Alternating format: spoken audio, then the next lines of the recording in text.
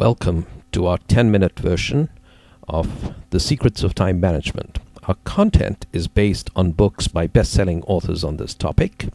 We'll provide you 5 or 6 tips on how to organize your life and your time more effectively.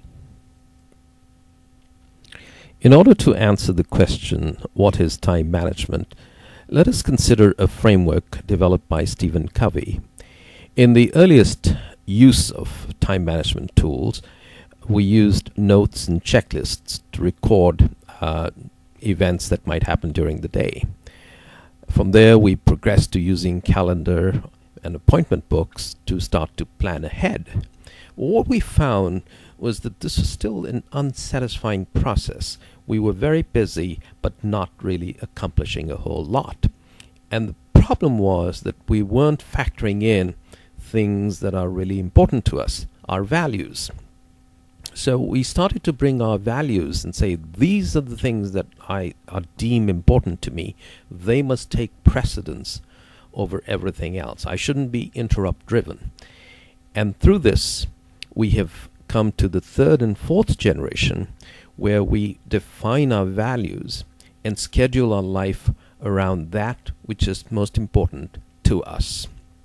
And that is what we're going to be talking about primarily. We'll preview the first 2 generation tools also. Let us look at the traits of someone who is a poor time manager. They generally have an inability to meet deadlines. They work very long hours, 50 to 60 hours, but still feel overwhelmed, lose sight of individual objectives and priorities. They tend to make hasty decisions without considering the ramifications of those decisions. Highly stressed, which brings about many medical issues and problems for them, not to mention curtailing their life. They have insufficient time with family, little or no social life, inability to prioritize, inherent fear of delegation, and, of course, a messy desk. Purpose of our talk is to help these individuals get a grip. I'll be giving you just 5 tips. Not too many, not 15, not 20. 5 tips that I think you can start to incorporate one at a time to change your life if you happen to be a poor time manager.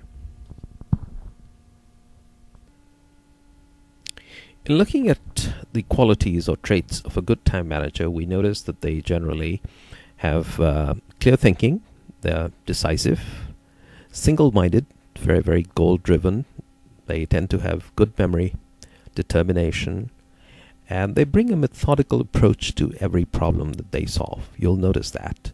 They're punctual, they're calm, objective, and rational.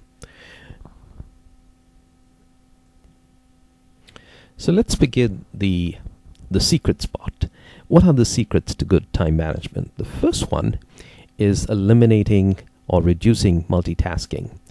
Each interruption that we get when we are at our creative best, whether it's email, phone, your BlackBerry, causes us almost 20 minutes of breakage. It takes that long to recover our thought process and go back to being creative and productive again. So you need to block off a certain time where you're not going to be multitasking and interrupted by these factors. You need to also eliminate some nuisance factors. Emotional issues, check them out at the door. Environment, loud noise or whatever, take care of that. Your PC doesn't have enough memory, it gives you problems. Fix that so you can start to invest in yourself, believe in yourself. And lastly, taming the monkey, which is a Buddhist concept of one random thought leading to another to another. You need to go into a quiet period, look at your assessed list and objectives for that day and put yourself back on track and stay focused. So we come to the point where I share the 5 secrets that I have culled from the works of leading authors on this topic.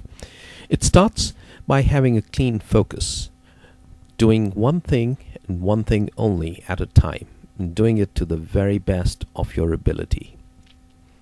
Second is being persistent. If you have a major project or a goal that you've set for yourself, then make sure that you're allocating appropriate time for that every single day to work on that big goal in your life. In order for that to happen, you have to be clear about your goals and values. So we encourage you to do some work on that. Create routines. Try to do the same thing at the same time. Our body works best in rhythms. We have high energies and low energy cycles during a day. Learn to tap them to your advantage. When you block out time, do it in 1 to 2 hour chunks. And most importantly, set aside some time for renewal. Whether you are chunking out time in blocks or creating to-do lists, it is better to do that in units of projects rather than tasks. Let's say that you had to run to Safeway and then to Macy's and maybe go to the post office. Those would be tasks. But if you were to collect them all together and label a project errands, one project, and block out time for that, you'll see that mentally you will introduce efficiencies into the way you might, as if you're thinking of errands, think of additional places that you might want to stop by and do in that one cycle. So the notion in life is, don't look at the microscopic level, step up one level and think in terms of projects. Organize your notes, your filing, and other aspects around these macro projects rather than tasks. This is a typical example of someone who does a good job of managing time. They have scheduled the same kind of activities each day around the same time period. You may want to start out at 9 a.m., check your email, and then go off and write reports, have meetings with staff, take a lunch break, relax, go for a walk, and then in the afternoon you probably want to block out an hour or so each afternoon to return phone calls, then work, go in meetings and work with team members, and then come up and start to close down the day in the same fashion. That is an optimal way of organizing your day.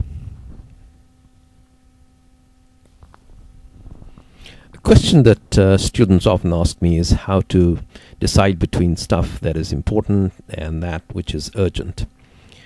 The important stuff is things that align with your values and your long-term goals, and they shouldn't be changing day to day. Within that, you will have things that are due soon, urgent and not urgent. So we create a quadrant. Take the things that are really aligned with our values and goals, and put them in the top half, either on the left-hand side if they're due soon, or on the right-hand side if they are less urgent. And then we focus on things that are important and urgent first, important and not so urgent second, and the less important things only after those two categories have been accounted for. The last few slides I'm not going to do a whole lot of narrative on. You can pause the video, stop and look at the contents. This is a summary of all the things that I've talked about, tips for effective time management. You may print this out, do a screen capture and print it out for yourself. Or if you need a PowerPoint, email me and I'll be happy to email you the PowerPoint for this.